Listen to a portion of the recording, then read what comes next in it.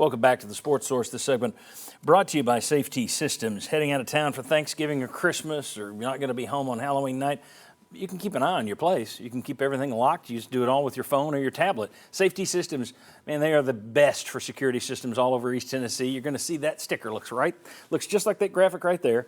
White background, Safety System. You see that at businesses all over town. You see it in yards all over town. Why? Because for more than 20 years, VFL J.J. Surlis and the team at Safety Systems have been taking care of East Tennesseans perfectly. They do a great job, and you're going to get a better contract from them than you will any of these national companies that put 500 postcards in my mailbox every week. They want me. They're never going to get me. Safety Systems. That's where I'm going to stay. You should too. SafetySystems.com to learn more. Okay. I am not big on complaining about refs. I think it all comes out in the wash. As a matter of fact, I got a graphic for you that kind of says that. Now, here's what you're looking at this year. Tennessee, 18 more penalties than their opponents, almost 200 more yards than their opponents. That is not good.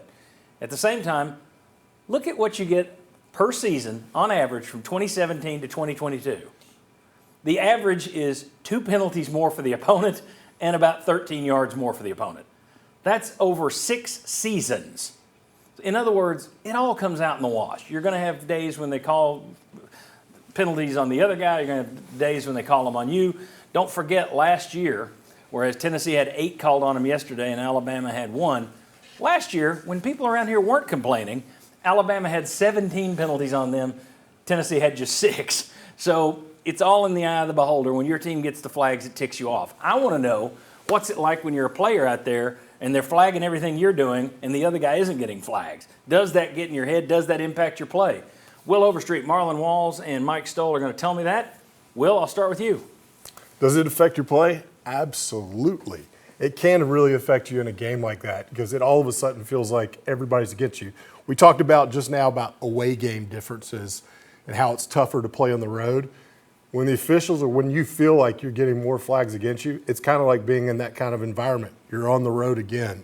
You're not getting the calls. So it can be very tough. You have to work on it as a team to talk to each other of how to overcome it. But there are definitely times, I remember in games, you guys made the same, where we walked in as a team and said, okay, guys, we've got to overcome the officials.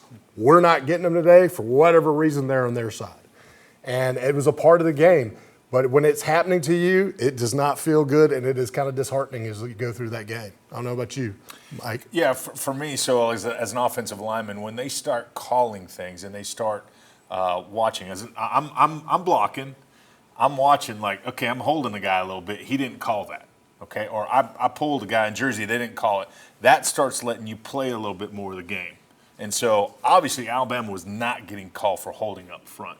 There's a couple of times you see defenders come in, their backs were turned. The one that they scored that they bounced outside, but 2 guys had jerseys on the outside, and they're pulling that shoulder's getting pulled in. They're not calling it. They're not making those adjustments. So as the game goes on, if I'm getting those breaks, I'm pushing myself as far as I can, off the seat, no less. But I'm pushing myself to see how far I can get because they're not watching it close. Yeah, but I would tell you, I remember those conversations where you're on the road, as Daniel Hood just alluded to. We wasn't very good on the plane. But it was a situation where, you're complaining about a call or a no call, and you literally get over to the huddle and your defensive line coach is like, hey, look, we don't want to hear anything else about it. It's happening. It is what it is. Go play the football game. So it definitely affects you. You got to kind of take a second to kind of get your brain back right and say, okay, go play football.